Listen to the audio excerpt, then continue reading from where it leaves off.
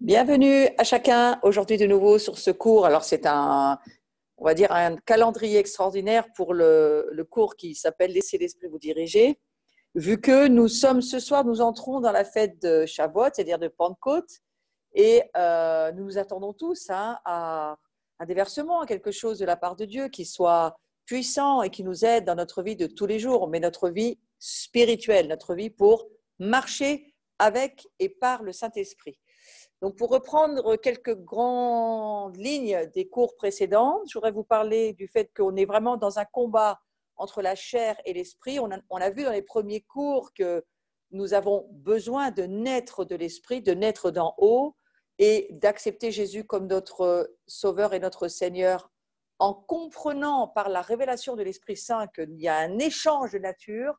Notre nature de pécheur est échangée grâce à Jésus, contre sa nature de sainte, sa nature sans péché, cette nature divine qui vient vivre en nous dans on va dire le fait que notre esprit est régénéré lorsque nous acceptons Jésus dans notre cœur. À partir de là, nés de nouveau, nous entrons dans cette dimension nouvelle de la vie de l'esprit. Alors, bien entendu, toute notre vie passée, c'est-à-dire le fait que notre âme a tout dirigé avant de recevoir Jésus à la direction du trône de nos cœurs, il y a ce combat qui se lève entre la chair et l'esprit. Et ce combat, on va avoir à le vivre d'une manière lourde au début, puis ensuite, avec l'apprentissage, avec la maturité, la liberté venant, c'est quelque chose qui deviendra surnaturellement naturel. Mais pour cela, il faut quand même apprendre. C'est pourquoi on parle de formation de disciples. Et le guetteur, c'est quelqu'un qui, en apprenant la veille, en apprenant à regarder dans l'esprit, à discerner les choses, lui aussi, ce guetteur, ce sentinelle ou l'intercesseur que nous sommes appelés à être, lui aussi, il a besoin d'avoir, je crois, une compréhension spirituelle, une révélation de qui il est, de comment il est fait, de comment ça fonctionne dans sa vie spirituelle, pour pouvoir pas seulement se battre contre lui-même, ça c'est un premier des combats, le combat de la chair, se battre aussi contre le diable qui est vraiment là. Et dans les temps qui viennent, le combat va s'intensifier, on le voit déjà, le combat s'intensifie, mais ce que le Seigneur nous demande, c'est pas de mettre nos yeux sur ce qui est seulement du combat, mais de mettre nos yeux sur lui, parce que c'est lui qui nous permettra de traverser les temps difficiles dans lesquels nous sommes déjà. Donc Dieu s'est intéressé à créer des êtres totalement nouveaux, j'y ai passé pas mal de temps à l'expliquer, et que nous avons été hantés en termes de greffés, ce que nous dit Romains 11, qui nous rappelait que si quelques-unes des branches ont été retranchées, on parle du peuple juif à un certain moment, et si toi qui étais un olivier sauvage, on parle de nous, les nations, tu as été hanté à leur place et rendu participant de la nature et de la graisse de l'olivier. Ensuite, le texte continue en disant que Israël va revenir, et c'est le cas aujourd'hui, et c'est le cas d'un reste messianique qui reconnaît le Messie aujourd'hui, qui revient dans cette famille que nous sommes, juifs et non juifs, mais en Yeshua, en Jésus, et extraordinaire de pouvoir donner ce témoignage en ce cours aujourd'hui. Moi, je veux être un témoin, comme Jésus l'a dit, comme Paul l'a dit. Déclarons, donnons un témoignage pour dire que, eh bien, Christ, Yeshua, va réunir toute sa famille en un seul corps et que, bien entendu, Israël a sa place. Nous arrivons à Shavuot, nous arrivons à la fête de la Pentecôte et nous avons besoin non seulement, bien sûr, de vivre dans la dimension de l'Esprit Saint, mais nous avons besoin d'en recevoir plus, d'en avoir plus, d'en demander plus. Alors oui, l'Esprit Saint vit en nous. Est-ce que ce n'est pas pour autant qu'on n'a pas besoin de dire « Plus, Seigneur, viens et remplis-moi encore et encore de toi ». Ça fait partie de l'introduction de ce cours.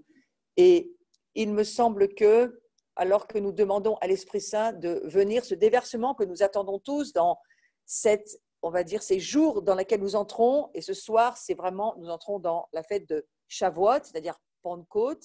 Cette fête-là, elle est extrêmement importante parce qu'elle nous rappelle qu'on ne peut pas vivre la dimension du royaume, la dimension de l'évangile du royaume de Dieu sans la puissance du Saint-Esprit. Et c'est bien ce qu'ils ont reçu à la Pentecôte. Vous recevrez une puissance, le Saint-Esprit, et il viendra sur vous, et vous serez mes témoins. Donc pour être un guetteur, un veilleur, témoin, pour être un disciple témoin, pour être un fils, une fille témoin de qui Dieu est, de ce qu'il a fait, il nous faut la dimension du Saint-Esprit.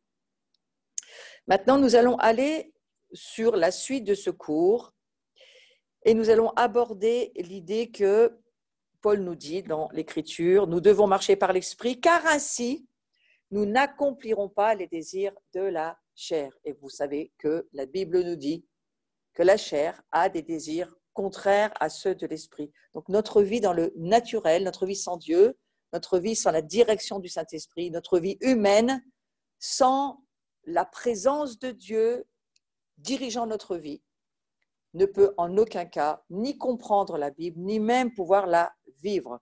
On ne peut pas vivre la dimension de l'Évangile sans l'Esprit Saint. Dieu est trois, le Père, le Fils et l'Esprit Saint, et il nous faut les trois vraiment en révélation dans notre vie pour pouvoir ne plus pécher, voir qui nous sommes, comprendre comment nous avons besoin de fonctionner et comment nous allons pouvoir le faire. Alors, quel est le rôle du péché dans ma lutte pour un comportement sain? C'est une question qu'on se pose tous les jours. Comment est-ce que je pourrais arriver à ne plus pécher? Si nous savons qui nous sommes, nous allons pouvoir y arriver par les prières, les supplications, les actions de grâce, mais aussi par notre participation, notre obéissance à la parole de Dieu, pas par nos forces, mais parce que nous le demandons à Dieu, Dieu viendra par son esprit nous aider à ne plus pécher. Donc le péché, c'est la condition dans laquelle tous les descendants d'Adam sont nés. On est tous nés pécheurs de par nos pères et nos mères dans la chair. Et Romains 5 nous dit au verset 12, c'est pourquoi, comme par un seul homme, le péché est entré dans le monde, et par le péché la mort, c'est étendu sur tous les hommes, parce que tous ont péché. Parfois, nos enfants, ou même nous posons la question, nous disons, mais pourquoi la mort? Mais tu as la réponse là. La mort est entrée dans le monde à cause du péché. C'est le péché qui a fait qu'aujourd'hui, nous subissons la séparation de la vie éternelle, c'est-à-dire la mort qui vient et qui nous rejoint parce que notre chair n'est pas éternelle et elle, vous l'avez tous remarqué, elle ne dure qu'un temps. Par contre, lorsque nous avons donné notre vie à Jésus, notre esprit, lui, est devenu éternel. Donc nous péchons quand nous croyons le mensonge de Satan selon lequel nous pouvons trouver un sens à notre vie, un but à notre vie, en dehors d'une relation personnelle avec Dieu, avec le Créateur de la vie et à celui à qui nous devons obéir. Nous croyons le diable lorsque nous croyons que nous pouvons vivre cette vie sans Dieu, parce qu'il s'appelle le père du mensonge et que c'est un de ces mensonges numéro 1, c'est Dieu n'existe pas, tu n'as pas besoin de Dieu. Deutéronome nous dit ceci, je vous le lis, j'en prends au chapitre 30, au verset 19, « J'en prends aujourd'hui à témoin contre vous le ciel et la terre. J'ai mis devant toi la vie et la mort. » Dieu l'explique très bien. « La bénédiction, c'est la vie. La malédiction, c'est la mort. Choisis la vie. » Ça, c'est le conseil de Dieu. Il ne nous oblige pas. Mais il dit, choisis la vie afin que tu vives, toi et ta postérité, pour aimer l'Éternel, ton Dieu, pour obéir à sa voix, pour t'attacher à lui, car de cela dépendra la vie et la prolongation de tes jours. C'est ainsi que tu pourras demeurer dans le pays que l'Éternel a juré de donner à tes pères, Abraham, Isaac et Jacob. Vous voyez, Dieu, il parle à un Dieu des générations, il s'adresse à un Dieu qui a créé une création générationnelle. Il s'appelle le Dieu d'Abraham, d'Isaac et de Jacob, mais il dit aussi toi et ta postérité. Donc, il s'adresse pas seulement à nous, mais aussi à notre postérité. Et pourquoi on en parle dans ce chapitre? Parce que le péché n'est pas une notion individuelle. Si toi, tu pêches, ton péché va retomber sur tes enfants et encore sur tes arrière-petits-enfants à 3 voire 4 générations. Non pas qu'ils vont être obligés de pécher, mais il y aura un droit de l'ennemi possible de te faire tomber, de te tenter dans le péché. Et il y a certains droits de malédiction qui sont aussi là et qu'un jour il faut discerner et s'en libérer si c'est le cas. Donc, chez le non-chrétien, le péché imprègne la vieille nature. On a vu dans les cours précédents ce qu'était la vieille nature. La vieille nature, c'est ce que nous sommes sans Dieu dans la nature humaine. Ça domine le vieil être et ça perpétue les actes de la chair. Donc, voilà ce que nous pourrions dire du péché chez un non-chrétien. Satan, lui, il est à la base de tout péché. Ça paraît un petit peu trop radical et pourtant, il n'y a pas d'autre explication de texte dit des choses que celle-ci. Le diable est à la base de tout péché. 1 Jean, chapitre 3, verset 8, dit ceci, celui qui pêche est du diable. Donc, c'est même pas celui qui pêche, il a une partie de lui qui est vraiment sombre. Non, c'est pas c'est il est. Verbe d'état, le verbe être. Donc, il est du diable, car le diable pêche dès le commencement. Le Fils de Dieu apparut afin de détruire les œuvres du diable. Il n'a jamais été question de détruire les œuvres de l'homme ou des hommes. Dieu est très clair dans sa parole. Où nous sommes avec Dieu et nous faisons des œuvres de Dieu pour Dieu avec Dieu, où nous sommes avec le diable et nous faisons des œuvres du diable avec le diable pour le diable. Entre les deux, il n'y a absolument rien. Et on se redit bien qu'une œuvre morte, dont il est question dans le livre des Hébreux, une œuvre morte, c'est une œuvre qui peut être très bien, très belle à la base. On peut même penser qu'on fait une œuvre pour l'église à laquelle on appartient, ou on fait une activité chrétienne spirituelle. Si Dieu ne nous le demande pas, ça rentre dans le placard des œuvres mortes, donc des royaumes du diable, parce que là, il te fera mourir dans ce genre d'œuvre-là, le diable, vu que ça ne produit rien et que ça ne mène nulle part. Il aime assez bien ce genre de stratégie. Donc, Satan trompe les gens, il les pousse à croire ses mensonges, il les encourage à se rebeller contre Dieu. Vous savez que le père de la rébellion, c'est Satan. Et c'est le fondement de toute compréhension de la sorcellerie. Et la sorcellerie, c'est quoi? Eh bien, c'est lorsque nous mettons sur notre vie une autorité illégitime, le mensonge, le vol, la colère, une autorité qui ne doit pas être sur notre vie. Et à partir du moment où on se laisse diriger, peut-être même par nos propres bonnes idées, si nos bonnes idées ne sont pas de Dieu, il y a un contrôle que nous mettons sur notre propre vie. On peut appeler cela un contrôle de domination, un contrôle de manipulation, un contrôle d'oppression, d'intimidation, c'est la même chose. Tout cet ensemble-là, vous pouvez l'appeler l'ensemble de la sorcellerie, c'est-à-dire ce qui n'a rien à voir avec Dieu et qui est du royaume du diable. Le péché vient du diable. Et lorsque nous comprenons que Dieu nous demande d'être dirigés par lui, de laisser notre vie être conduite par le Saint-Esprit, de chercher à savoir ce que Dieu veut que nous fassions, le genre d'appel qu'il veut pour notre vie, et nous sommes appelés à lui obéir, parce qu'à ce moment-là, on va fonctionner, participer avec le royaume de Dieu, et on va en être très satisfait et très heureux. Donc, il y a cette façon de fonctionner, et puis, il y a la façon charnelle, donc c'est un petit peu là où je vais aller, où nous faisons ce que nous ne voulons plus faire. Donc, nous faisons ce que nous ne voulons plus faire. Romains 7, chapitre 7, versets 15 à 25, ça nous parle d'une personne qui combat contre le péché. Et les versets 15 et 16 mentionnent 9 mois, Cette personne a de très bonnes intentions. Elle approuve la loi de Dieu, mais ce chrétien, qu'est-ce qu'il a? Il a un problème de comportement. Il sait ce qu'il devrait faire, mais pour une raison quelconque, et qu'on peut trouver si on la cherche vraiment, il ne peut pas le faire. Et Paul le crie dans le chapitre 7 des Romains, il dit « Mais qui me délivrera de ce corps de mort? Qui est-ce qui va m'aider? Je veux faire le bien et je ne le fais pas. » Et on le voit dans la cause du problème de comportement qui est révélée dans les versets 17 à 20. Et je vous les lis parce que c'est Paul qui le dit. Et c'est tellement clair, c'est tellement notre histoire à nous tous les jours. On devrait tellement tous savoir ça. Voilà ce que Paul dit. Maintenant, ce n'est plus moi qui accomplis cela, mais le péché qui habite en moi. Vous réalisez ce que je suis en train de lire? C'est pas moi qui fais ces choses, mais c'est le péché qui habite en moi. Satan te fait toujours croire que c'est toi. Donc il t'appelle pécheur, il te nomme comme ça, même si tu es un saint, un chrétien, né à nouveau, baptisé de l'Esprit. Puis tu peux tomber, tu peux faire des erreurs. Non, lui, il va te dire, non, tu es un pécheur.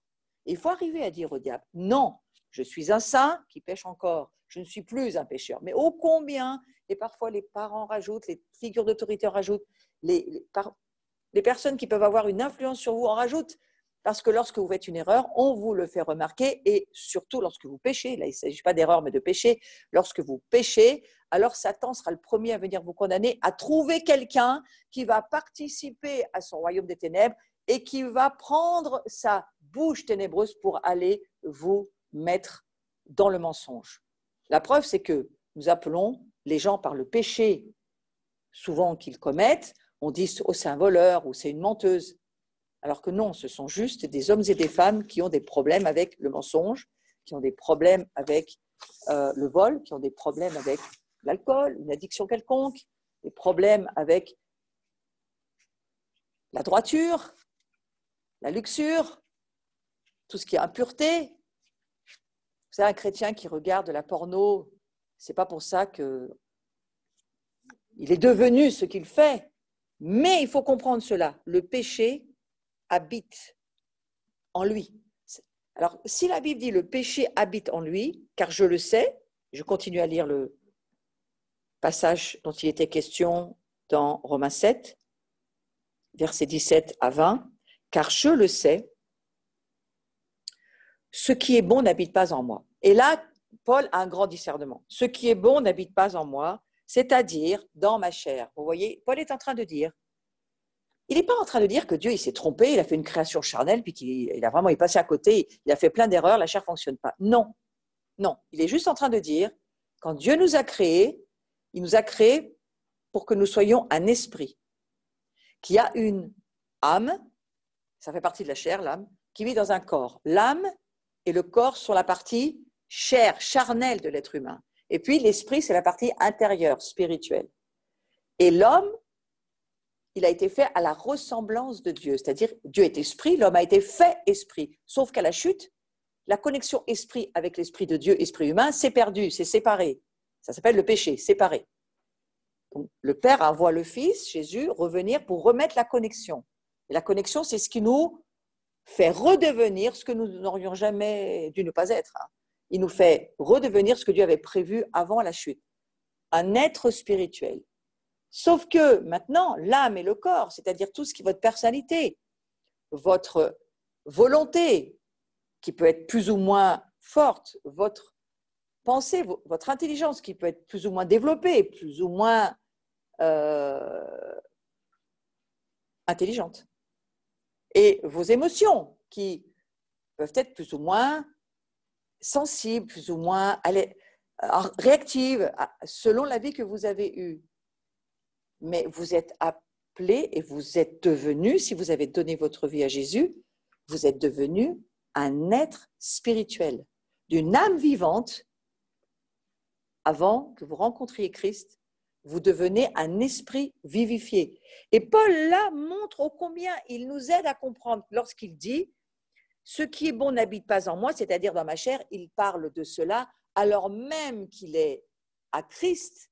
Il se rend compte qu'il y a une loi au fond de lui qui voudrait prévaloir sur la vie de l'esprit. C'est ce qu'on appelle le combat entre la chair et l'esprit. Il y a quelque chose en nous.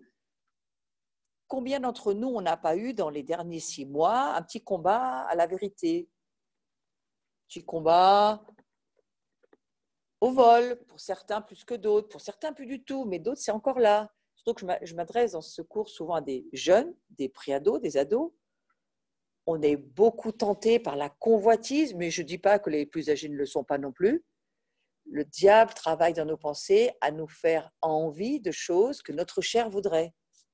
Et pour lequel peut-être Dieu dit, mais ce n'est pas utile. C'est pas utile. C'est peut-être quelque chose que ta chair voudrait, mais ce n'est pas utile pour ta vie. Donc il y a ce combat, et Paul le dit, ce qui est bon n'habite pas en moi. Ça pourrait sembler exagéré, et pourtant ce n'est pas exagéré. Parce que lorsqu'on a la révélation de ce qu'est la vie de l'esprit, donc une vie dirigée par Dieu qui est saint, l'Esprit Saint qui nous rappelle toutes choses de la parole de Dieu, du conseil de Dieu, de comment marcher dans la participation de la nature divine. On est fait à la ressemblance de Dieu, sauf que Dans notre esprit, nous recevons les révélations et nous recevons la parole de Dieu qui nous change et qui nous amène de la foi. Ensuite, il faut le pratiquer. Si nous n'avons jamais marché dans la foi pour pratiquer ce que la parole de Dieu dit, il faut rattraper du retard, frères et sœurs. Parce que c'est tout un apprentissage. Laissez l'esprit vous diriger, ça veut dire, le titre du cours, ce n'est pas laisser l'esprit vous laisser être assis puis attendre que les choses se passent. Non, non, ça veut dire ta marche, ta vie, il y a un chemin. Donc, il faut aller et il y a forcément combat parce qu'il y a marche, donc il y a percer, avancer, faire des choses que Dieu nous demande de vivre. On continue sur ce même passage, car je suis à même de vouloir, mais non pas d'accomplir le bien. Vous voyez, on a la capacité de décision. C'est pour ça qu'on l'a lu tout à l'heure dans ce passage. Choisis la vie. Nous avons la capacité du choix. Et alors que nous choisissons de nous aligner à la parole de Dieu, nous choisissons aujourd'hui de nous aligner avec toute la famille messianique, juive, avec leurs fêtes, parce que nous croyons que ces fêtes-là sont importantes pour nous. Je pense en ça parce qu'en même temps que je fais le cours, il y a une grande rencontre qui se fait, on la rattrapera tout à l'heure, après ce cours, mais il y a une grande rencontre qui se fait avec toute la famille messianique d'Israël. Nous avons besoin de nous aligner à haut, nous avons besoin de choisir le choix de Dieu. Et Dieu s'appelle comment? Le Dieu d'Israël. Donc il faut s'aligner au choix de Dieu, pas à nos choix charnels. Et Paul, il comprend, il dit, je suis à même de vouloir, mais pas d'accomplir le bien. Je ne fais pas le bien que je veux, mais je pratique le mal que je ne veux pas. Celui qui ne le reconnaît pas, cela, il y a un souci de déni. Nous voudrions ne jamais nous mettre en colère, mais nous nous mettons en colère. Nous voudrions ne jamais mentir, mais nous mentons, nous exagérons, nous en rajoutons, nous en enlevons. Nous ne sommes pas toujours à l'écoute totale d'arriver à dire les choses à la plus juste mesure. Nous sommes encore dans une incarnation. Le diable sait, mais nous aussi, il faut qu'on le sache. Mais il faut savoir, quoi qu'il en soit, que nous sommes nés de l'esprit, que nous ne sommes plus des pécheurs. Nous sommes des saints et que nous allons apprendre à pécher de moins en moins. Mais si nous n'avons pas la révélation de notre vraie nature, comment pouvons-nous nous aligner au projet de Dieu qui est de participer à sa sainteté si nous n'y croyons pas à la base? C'est pourquoi je crois que depuis nombreuses années, pour ne pas dire 2000 ans, le diable ment à l'Église et l'Église a beaucoup de mal à croire qu'à la croix, il y a eu un échange. Il y a vraiment eu un échange de nature. Et que maintenant, la nouvelle nature que nous sommes, pas que nous avons, mais que nous sommes, il va falloir que nous apprenions à y participer. Donc, il y a deux sujets qui sont présents. Il y a le mal et il y a moi. Et ces versets disent que j'ai quelque chose qui habite en moi qui n'est pas bon, qui n'est plus moi. Quelque chose qui est mauvais, mais ce n'est pas moi. Et si j'ai une écharpe dans le doigt, je peux dire que j'ai quelque chose en moi qui n'est pas bon, qui peut s'infecter, mais ce n'est pas moi qui ne suis pas bon. C'est pas moi. Je ne suis pas l'écharde. Vous m'entendez? Je ne suis pas l'écharde. L'écharde qui est plantée dans ma chair, elle est mauvaise. Donc nous avons une écharde qui a été plantée dans notre chair, qui est mauvaise, mais ça n'est pas nous. Je ne suis pas le péché et je ne suis plus un pécheur. Je suis un saint qui lutte avec le péché, qui me pousse à faire le mal. Le péché en moi me pousse à faire le mal et à faire ce que je ne veux plus faire puisque je ne suis plus le péché. Le péché, c'est comme une écharde, c'est-à-dire le mal en moi. Et lorsque nous naissons d'une nature humaine, naturelle, charnelle, la chair ne peut engendrer que la chair. Donc la chair, elle engendre le péché qui, lui, va forcément pécher. On ne peut pas, on pourrait se flageller, se rouler par terre, se faire du mal, on continuera à pécher. On n'a pas de solution, ce n'est pas la loi qui peut nous amener au salut. La seule chose qui peut nous amener au salut, c'est Christ en nous qui vient changer notre nature. Alors c'est un vrai champ de bataille, c'est pour ça que j'ai appelé ça le champ de bataille. Nous sommes sur le champ de bataille. Paul localise le champ de bataille, il dit ceci, « Car je prends plaisir à la loi de Dieu selon l'homme intérieur, mais je vois dans mes membres une autre loi qui lutte contre la loi de mon entendement et qui me rend captif de la loi du péché qui est dans mes membres. » Et il faut prendre du temps pour comprendre cela.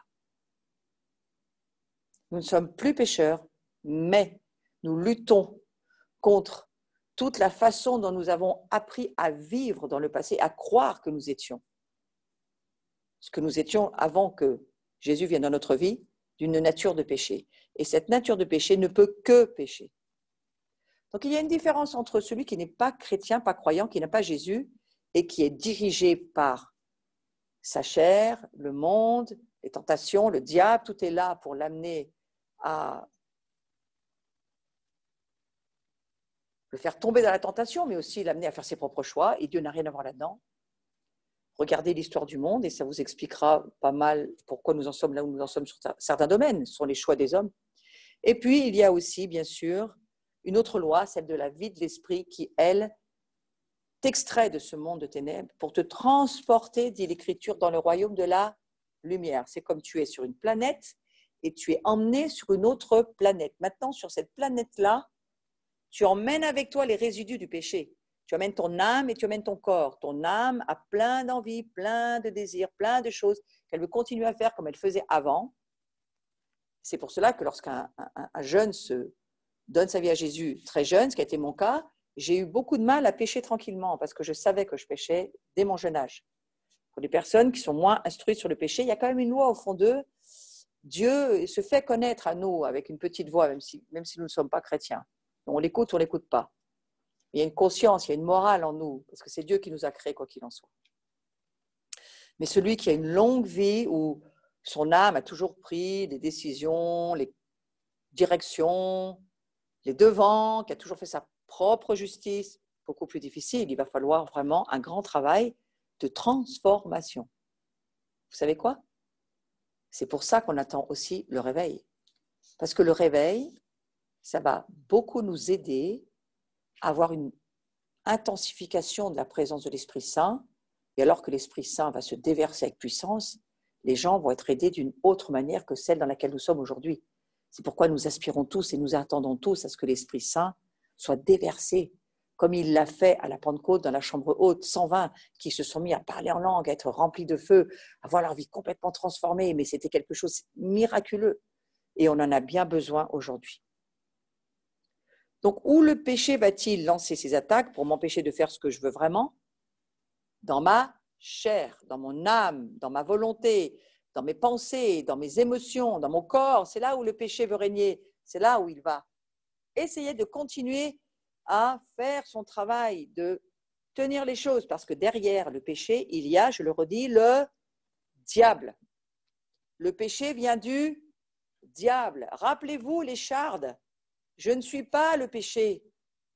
Il y a une écharde dans ma vie. Je prends l'exemple de Paul, mais je pourrais prendre un autre exemple. Hein.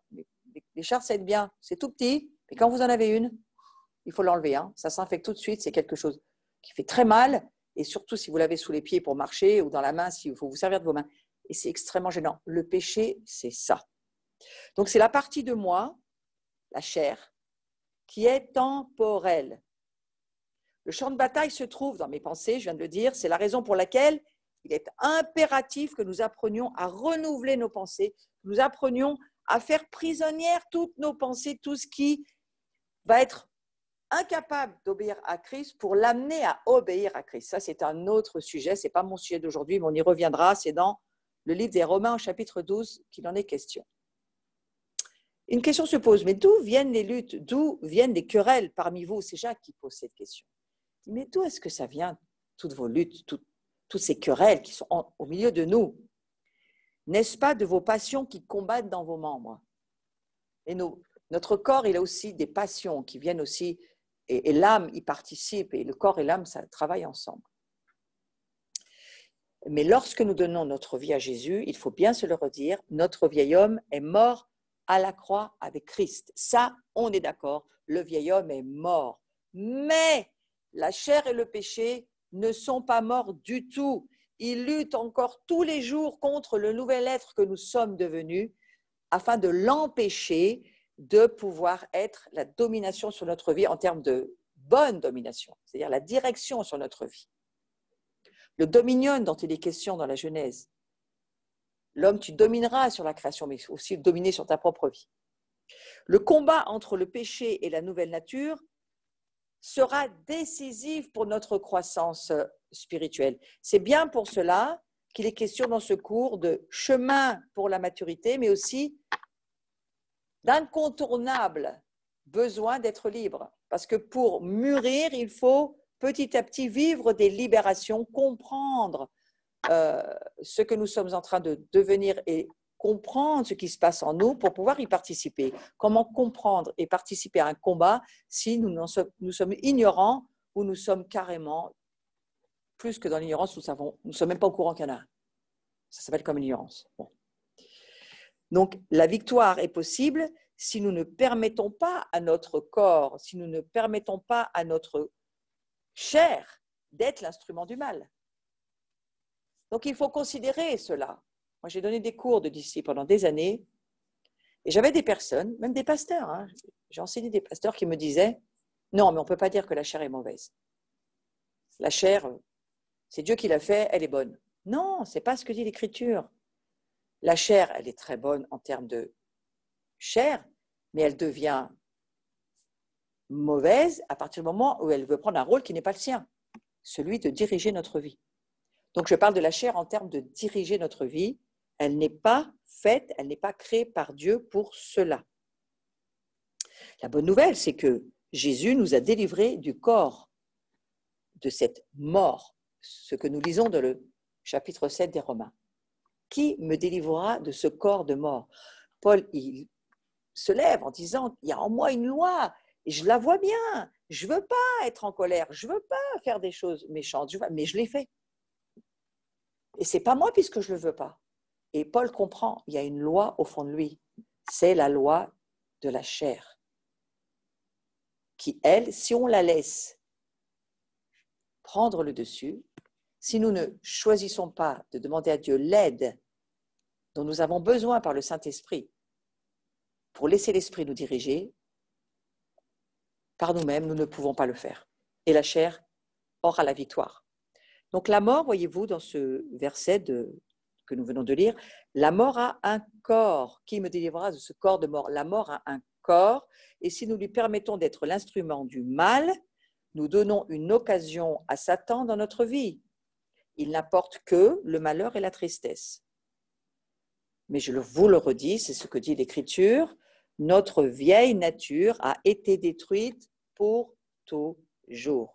Nous avons été rendus participants de la nature divine, la nature de Christ. Et Paul conclut sa description du combat en expliquant sa révélation. Nous sommes des malheureux, nous sommes des misérables si nous laissons le péché régner sur nous. Misérable que je suis, qui me délivrera de ce corps de mort? Donc il est en train de dire, mais je suis misérable de ne pas arriver à avoir la victoire. Ça, c'est la fin du chapitre 7. Et le chapitre 8 commencera par ceci. Écoutez bien. Mais il n'y a aucune condamnation pour ceux qui sont en Jésus-Christ. Ça, c'est quand même très choquant. Il pleure qu'il est misérable dans un corps de mort et de péché. Et au chapitre 8, verset 1, il n'y a pas de condamnation pour ceux qui sont en Christ. Il y a quelque chose dans lequel Paul veut nous amener, il veut nous faire comprendre quelque chose. Il est en train de nous dire, nous sommes devenus d'autres personnes. Nous sommes devenus de nouvelles personnes, de nouvelles créatures. Et il me semble que dans cette saison, nous entrons dans une nouvelle ère. Nous ne pouvons pas en faire l'impasse. Nous sommes devenus des êtres d'une autre émergence, des êtres différents de ce monde, avec la divinité qui devient la nature dans le ciel, là où nous sommes, assis avec Christ, nous sommes au niveau légal, ce que Dieu dit. Dans notre condition humaine, nous avons besoin de marcher pour apprendre à y participer. Mais nous devons croire que nous le sommes. Sinon, nous n'y participerons jamais. Je vous donne une clé dans ce que je viens de vous dire. Donc, cette transformation des nouvelles personnes que nous sommes devenues, elle a été faite une fois pour toutes. Vous m'entendez bien? Cette transformation de dire je suis de la nature de Christ en moi, je suis devenue une nouvelle créature. Maintenant, je vais apprendre à marcher dans ce dans quoi je crois que la Bible dit que je suis. Je suis une nouvelle créature. Donc, je ne suis plus un pécheur, je ne suis plus un voleur, je ne suis plus une menteuse, je ne suis plus une personne de colère. Non, je suis une personne de la nature de Christ. Mais Mon âme et mon corps doivent apprendre à y obéir à la parole de Dieu et à ce que Dieu dit. Que Christ, qui est la tête dont je suis le corps, si Christ l'est, je dois le devenir, je dois apprendre à ressembler à Christ. C'est ça le travail que Dieu nous donne de vivre sur la terre. Nous ne pouvons rien faire pour améliorer la transformation et la justification que Dieu a opérée en nous. Nous ne pouvons rien ni faire. Ce n'est pas nous qui le faisons. C'est pourquoi il ne faut pas se fatiguer à vouloir entrer en religion et puis à faire des actes religieux pour essayer de nous améliorer, à améliorer notre chair. La chair ne s'améliore pas, la chair se crucifie. Et lorsque votre chair, parce qu'elle n'est pas bonne sans Dieu, dirige mal les choses, vous fait faire des péchés, il faut la crucifier. Ça, c'est une partie de la grande libération dont il est question dans le livre des Galates. Il faut crucifier notre moi, notre ego, crucifier notre chair. C'est à nous, Dieu ne va pas le faire. Pourquoi? Il l'a déjà fait avec son Fils. Christ a été crucifié à la croix, planté les clous dans les mains, dans les talons, les 2 talons. Il a été crucifié pour nous. Et maintenant, il dit, croyez-le et avancez dans ce qu'il a vécu pour vous. Donc nous, notre travail, c'est de obéir à ce que la parole de Dieu nous dit et de crucifier les désirs de la chair qui voudraient nous amener dans le royaume des ténèbres, de façon à ce que nous puissions suivre l'Esprit Saint et le laisser diriger notre vie. Donc Dieu attend uniquement que nous croyions ce qu'il a fait. Ça, c'est une des premières choses. Croyez ce que Jésus dit. Même si vous ne le comprenez pas encore, l'Esprit Saint viendra et petit à petit, il vous amènera la révélation si vous la cherchez. Celui qui cherche trouve. À celui qui frappe, on ouvre la porte. Il faut aussi chercher et ne pas attendre que ça tombe tout cuit dans l'assiette, mais en lisant la parole de Dieu, qu'est-ce que ça provoque, la parole de Dieu? Ça amène la foi. La foi vient de ce qu'on entend de la parole de Dieu. Et à partir du moment où tu vas entendre une parole, elle va devenir pour toi une révélation. Et en la méditant, elle devient une nourriture qui forge en toi. Ta foi, et la foi dans la parole de Dieu, ce n'est pas quelque chose qui ne bouge pas. La foi, elle parle, elle marche, elle crée. La foi, elle est agissante par l'amour, mais la foi, elle est dans l'action. Donc la foi, c'est une action. Et donc, ça forge en toi la nouvelle personne que tu es qui va te permettre de marcher par l'Esprit. C'est par la foi que nous marchons par l'Esprit. C'est en croyant ce que Dieu dit que nous marchons par l'Esprit. Dieu attend uniquement que nous croyions ce qu'il a fait. Dieu attend uniquement que nous acceptions notre identité en fonction de notre nouvelle identité. Donc, c'est de dire, Seigneur, je te demande pardon parce que j'ai cru beaucoup de mensonges. Je n'ai pas forcément cherché à comprendre ce que tu voulais dire dans ta parole. J'ai parfois pris la Bible et interprété à ma manière, à comprendre à ma manière.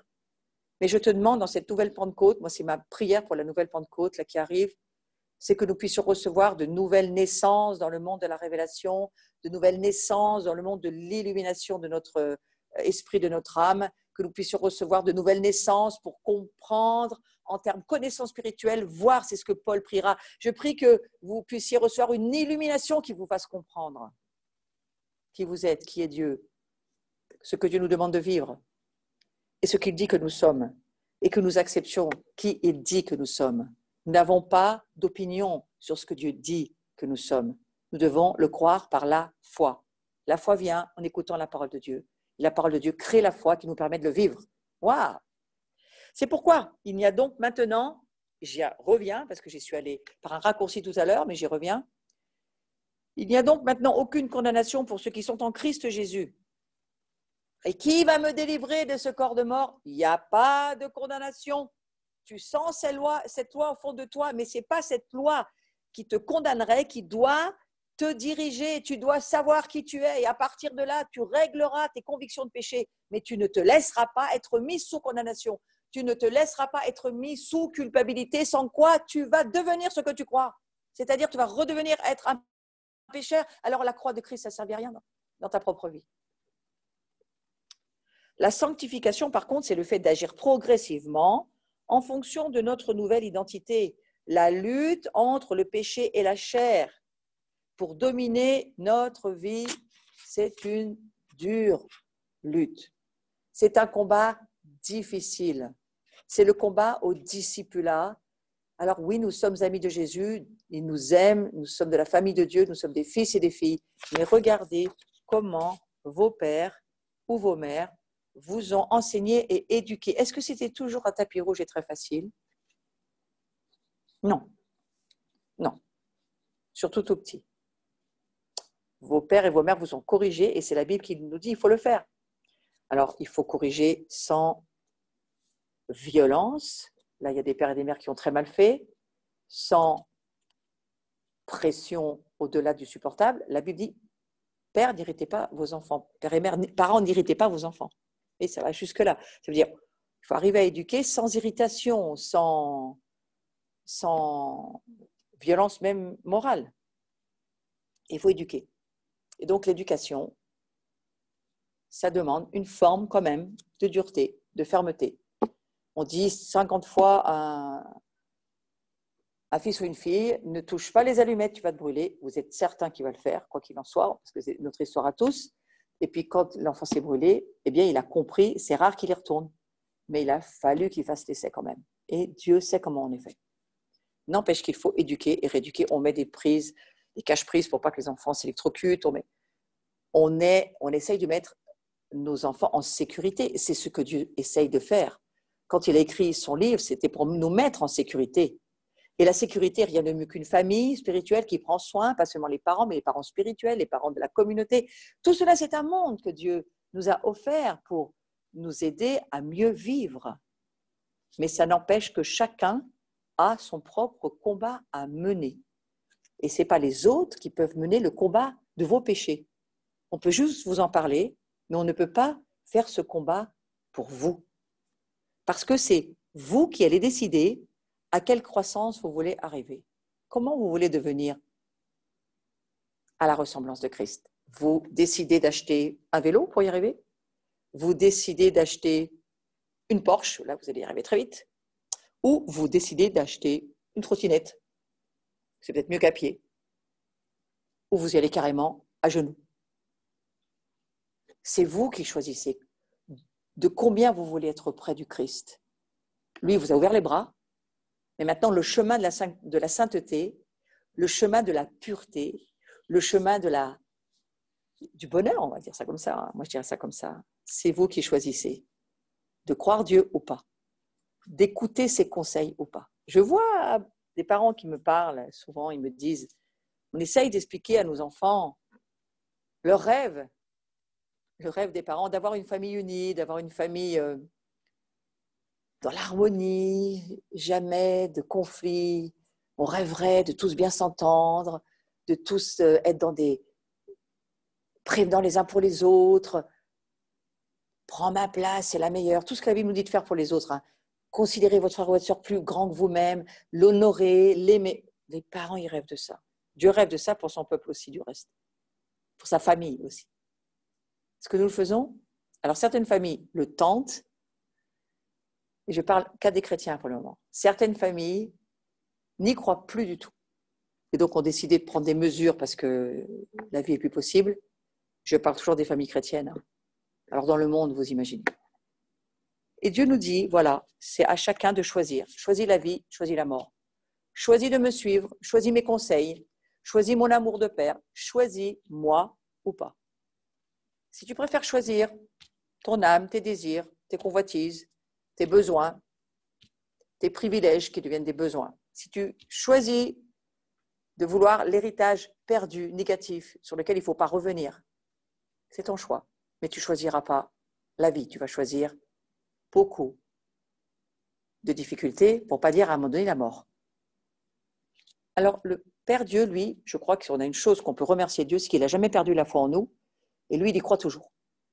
Et c'est pour ça que j'aime bien cette histoire de cycles qui reviennent, Pâques, Pentecôte, la fête des tabernacles, et on recommence, et c'est des cycles, et ça tourne, et je me dis toujours, Dieu, lui, il n'en a jamais assez, il ramène les saisons, printemps, été, automne, hiver, et ça recommence, et à chaque fois on grandit, et à chaque fois on apprend, et à chaque fois on creuse, c'est comme un puits, on creuse une tour qu'on monte, il y a un chemin qui s'ouvre, et Dieu, il y croit. Il dit, Jésus, il n'est pas seulement une porte, il est le chemin. Et ce chemin-là, c'est nous qui choisissons d'y marcher ou pas. C'est nous qui choisissons d'avancer ou pas. Mais je vous redis, on n'a pas le choix. Tu as eu le choix de la grandeur que tu fais dans ta vie naturelle. Peut-être tu mesures 1,50 m, peut-être tu mesures 1,80 m, peut-être tu mesures 2,5 m. Tu n'as pas eu le choix, mais tu as grandi quoi qu'il en soit. On ne peut pas empêcher cette croissance-là. Dans le monde spirituel, nous choisissons notre croissance. C'est notre responsabilité. Donc le fait de marcher selon l'Esprit, ça signifie que nous recherchons les directives du Saint-Esprit, nous les suivons. Et le fait de marcher selon notre identité réelle en Christ, c'est notre choix et ça fait partie de la marche selon l'Esprit. Donc je vous rappelle bien que c'est le choix à chacun. Il y a 3 types de personnes qui sont décrites dans la Bible en ce qui concerne la vie de l'Esprit. Et il faut bien les discerner pour pouvoir à la fois nous situer dans ces types de personnes, mais aussi pour pouvoir faire de l'aide aux autres. Il faut comprendre pour aider les autres comment ça fonctionne. Donc on va essayer de le voir un peu rapidement, mais quand même, on voit qu'il y a l'homme naturel, il y a l'homme spirituel, et puis il y a l'homme charnel. C'était 3 types très spécifiques. L'homme naturel, l'homme spirituel et l'homme charnel. Et si on ne fait pas la différence entre les 3, on va être beaucoup dans la confusion. Or, aujourd'hui, il faut lutter contre la confusion. Donc, ça détruit 3 façons dont les gens agissent vis-à-vis de l'Esprit Saint. Alors, l'homme naturel, c'est l'homme qui n'a que des facultés naturelles et il ne peut pas percevoir ce qui vient de l'Esprit de Dieu. Il n'accepte pas ses dons et n'admet pas les vérités spirituelles. Ça, c'est l'homme naturel. Vous voyez, c'est cet homme qui, elle a une âme, cette personne. La Bible l'appelle l'homme animal. Donc, l'homme naturel, c'est comme l'homme animal. C'est comme un animal. Hein. Cette personne-là, elle ne perçoit pas les choses de l'esprit. Elle n'a pas de perception spirituelle. Elle est physiquement vivante, mais elle est spirituellement morte. Son esprit n'a pas de connexion avec Dieu. Elle est séparée de Dieu. Elle mène une vie indépendante de Dieu. L'homme naturel vit selon la chair. C'est sa parole. La personne dont je parlais tout à l'heure, elle vit selon ses pensées, elle vit selon ses émotions, elle vit selon sa volonté. Et c'est tout cela qui dirige sa vie. Et tous ses choix, ses actes, ils sont reflétés par les actions de sa chair. C'est ça une personne qui s'appelle, dans la parole de Dieu, l'homme naturel. Parce qu'il n'a pas d'appui spirituel pour faire face aux anxiétés de la vie. Il se peut qu'il souffre de troubles physiques, de migraines, de maux de tête, de tensions, d'estomac irrité, d'urticaire, d'éruptions de peau. Il y a tout le corps qui réagit aussi à l'âme, qui vit toutes les pressions et les tensions. L'asthme, l'arthrite, les spasmes, les palpitations, tous les troubles respiratoires. Beaucoup de ces maladies viennent d'un non-alignement au fait que l'esprit n'est pas connecté à l'esprit de Dieu. L'âme encaisse tout et souffre. L'homme naturel pêche automatiquement. J'aimerais juste que vous compreniez cela. Il n'y a aucune condamnation, aucune accusation. C'est une histoire de loi. Le péché, la nature du péché pêche. La nature de la vie de l'esprit, elle n'aura plus envie de pécher. Mais la loi, elle est ainsi faite. Si je prends un stylo et que je le lâche, il y a une loi naturelle. Mon stylo ne va pas monter, je vous le promets. Il va tomber par terre. Donc c'est cela. Donc l'homme naturel, il pêche automatiquement parce qu'il mène une vie complètement indépendante de Dieu. Il est en indépendance de Dieu, il ne suit pas Dieu. Il est dirigé par sa chair, il est dirigé par son âme, je viens de le dire. Et cet homme peut penser qu'il est libre de choisir son comportement puisqu'il vit par la chair. Il marche inévitablement selon la chair. Et donc ses choix reflètent les œuvres de la chair. Cité dans Galates chapitre 5, versets 19 à 21. L'homme naturel possède un corps, bien sûr, mais sa vie n'est pas en harmonie avec les plans de Dieu, puisqu'il ne le peut pas. Et dans ce monde de stress, sans base spirituelle, pour faire face aux problèmes de la vie, pour prendre des décisions positives, l'homme naturel, il peut évidemment succomber à énormément de choses, de désordres physiques, je viens d'en parler, la paix intérieure, l'assurance de la présence de Dieu, véritablement, ne sont pas là. Les actions, les réactions, les habitudes, les souvenirs de l'homme naturel sont tous gouvernés par la chair. Donc, c'est ce qui ouvre la porte au péché. Toute notre vie, avant que nous donnions notre vie à Jésus, toute notre vie charnelle, toute notre vie sans Dieu, avec toutes les portes qui ont été ouvertes au péché, évidemment, on fait rentrer le péché. Et lorsque le péché rentre, eh bien entendu, le diable rentre aussi avec toutes ces démons, on va dire, toutes ces présences démoniaques aussi qui viennent et qui, s'ils le peuvent, s'installeront chez nous. Souvenez-vous ce qu'avait dit Paul, on l'a lu tout à l'heure, le péché habite en moi. Qui habite si ce ne sont que des entités spirituelles, des esprits impurs qui cherchent des corps pour s'exprimer. Les esprits impurs n'ont pas de corps et Satan a besoin de corps pour exprimer son royaume. Donc ces esprits-là viennent chez nous pour exprimer les œuvres de la chair, les œuvres quelque part derrière du diable. Ça, c'est l'homme naturel. Et maintenant, on va voir l'homme spirituel. C'est celui qui possède l'esprit, il est capable de tout comprendre et d'approfondir. Il sait apprécier les faits et les idées à leur juste valeur et il peut se former un jugement équitable sur tout. Vous voyez, l'homme spirituel, il juge de tout, juge en termes de discernement spirituel. Ce n'est pas un jugement qui condamne sa vie. La chair n'a aucun droit à jugement, parce qu'elle ne comprend rien, elle ne voit rien. Mais l'homme spirituel, l'esprit qui est en nous, discerne et a jugement sur tout. L'homme spirituel a aussi un corps, une âme, un esprit, bien sûr. Cet homme ou femme, je parle de l'homme spirituel, voilà, a subi une transformation remarquable comparée à l'homme naturel qu'il était avant sa naissance spirituelle. Lors de sa conversion, qu'est-ce qui s'est passé? Son esprit s'est uni à l'esprit de Dieu. Et c'est ça la différence. C'est qu'il a un esprit maintenant qui est connecté à Dieu. Donc lui, il a la direction de l'Esprit Saint. La vie spirituelle qui résulte de cette union, elle est caractérisée par beaucoup de choses, mais il y en a une qui est vraiment majeure, qu'on peut remarquer, le pardon des péchés. Il sait que ses péchés sont pardonnés. Il aura d'ailleurs vraiment la possibilité de pardonner aux autres parce qu'il se sait pardonner. Ça, c'est une caractéristique de l'homme spirituel. Un homme ou une femme qui sait pardonner, qui sait offrir le pardon et qui sait aussi recevoir le pardon des autres.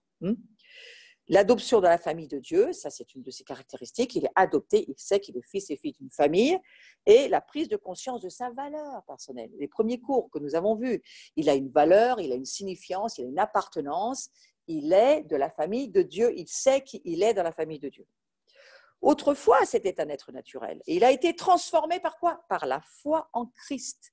C'est sa foi qui a permis sa transformation, sa nouvelle naissance, sa recréation au travers de l'Esprit Saint. Et son esprit, donc, a été uni à l'esprit de Dieu. La direction et l'énergie pour vivre lui viennent de l'esprit de Dieu. C'est plus sa chair qui dirige, c'est l'esprit en lui qui dirige et qui habite en lui. Ce n'est plus moi qui vis, c'est Christ qui habite en moi. Christ habite en moi, donc c'est plus le péché qui habite en moi. Et sincèrement, nous ne sommes pas là à dire, il y a la moitié de moi, c'est le péché, la moitié de moi, c'est Dieu. Non, Dieu habite en nous et Dieu va nous apprendre à ne plus pécher. Par la puissance du Saint-Esprit, il va nous apprendre à pécher de moins en moins pour arriver à ne plus pécher du tout, ce qu'il faut arriver à croire. L'âme de l'homme spirituel montre également des changements produits par la naissance spirituelle. Il reçoit désormais son impulsion de l'esprit, non de la chair. Ce n'est pas sa chair, ce qu'il entend, ses impulsions, ça vient de l'esprit. Ses pensées sont continuellement renouvelées. Et comment est-ce que nous renouvelons nos pensées? La Bible nous le dit en lisant la parole de Dieu. Romains chapitre 12, verset 2. Réorientez vos pensées, remplacez vos pensées par mes pensées, les pensées de la parole de Dieu, par mes vérités, pensées, vérités, et à partir de là, vous allez pouvoir penser autrement. Et ces émotions, elles sont caractérisées par la joie et la paix. Là où il y a le royaume de Dieu, là où il y a l'esprit de Dieu, il y a la joie, il y a la paix. Là où il y a le stress, l'angoisse, l'oppression, la domination, ce n'est pas le royaume de Dieu, c'est un autre royaume. Et comme il n'y en a pas d'autre que celui de Dieu ou du diable, vous savez bien duquel je parle. Cet homme spirituel, il est libre de choisir de ne pas marcher selon la chair. J'en ai beaucoup parlé avant. Vous avez la responsabilité de choix, donc il est libre de choisir de marcher selon Dieu par la puissance du Saint-Esprit. C'est ce soir la Pentecôte, demandez à l'Esprit Saint de vous remplir, de vous submerger, de vous immerger, de vous accorder sa présence pour être totalement renouvelé. Et vous savez qu'à chaque fête, Pessah, Pâques, comme Shavuot, Pentecôte, comme la fête des tabernacles, du reste, chaque fête a une bénédiction particulière que Dieu accorde à ceux qui s'alignent à cela. Donc ce soir, alors que nous allons entrer dans la fête de Pentecôte, avec toute notre famille juive messianique, bien entendu, et toutes les nations, demandez à Dieu un déversement sur vous pour votre propre Pentecôte. Donc cet homme spirituel, il est libre de quoi? De ne plus marcher par la chair. Vous vous rendez compte, hein, c'est quand même extraordinaire ce que Jésus fera pour nous à la croix. Il est libre, nous sommes libres de ne plus pécher. Nous sommes libres de pouvoir suivre l'Esprit Saint et nous sommes libres de choisir sa vie et de porter du fruit de l'Esprit. Nous sommes libres de porter des fruits. Amen.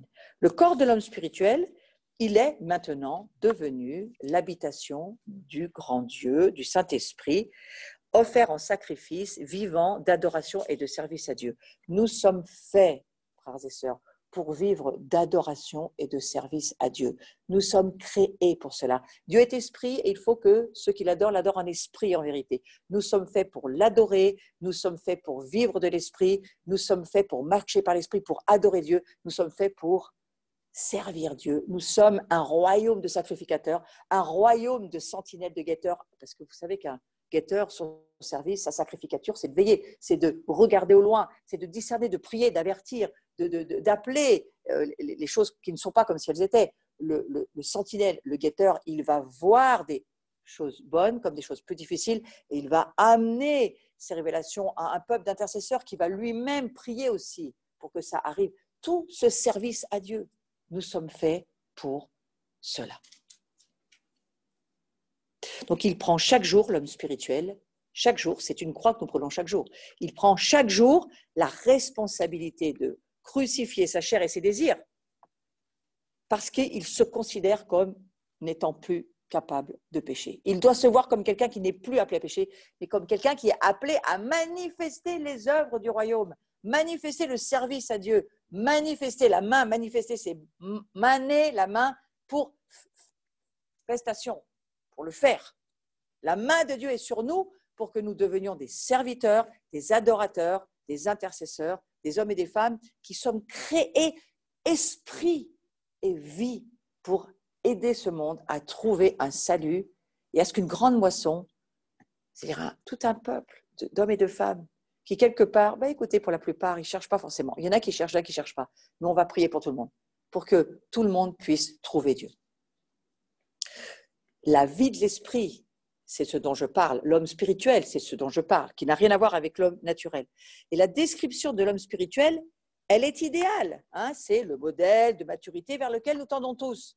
Tendons vers. C'est ce que nous dira Paul, ça m'a beaucoup aidé dans ma vie. C'est pas tu dois y arriver demain. Non, c'est un chemin. Tendons, nous allons y arriver. Il faut persévérer, il faut endurer, il faut apprendre, il faut marcher. C'est ce que nous faisons dans toute notre vie. De petit à très grand, nos parents, nos grands-parents, tous ceux qui sont autour de nous nous ont toujours dit « Allez, vas-y, persévère, tu vas y arriver. Allez, vas-y, avance, tu y arriveras. Allez, travaille, ça va être pour toi, ça va être le bon jour. » On tend vers la perfection. Mais nous n'avons pas comme but d'être parfait. Nous tendons vers celui qui est la perfection. Ce n'est pas nous la perfection. Mais Christ en nous est parfait. Et c'est vers lui que nous tendons de toute notre désir, notre corps, notre esprit, notre âme. Le désir, une âme satisfaite, un esprit satisfait.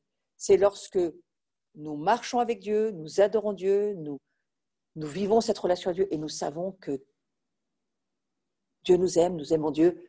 Ça satisfait notre vie. Moi, j'ai vécu un réveil il y a quelques années, en 95, la bénédiction du Père. Je suis allée là où il y avait cette bénédiction, au Canada.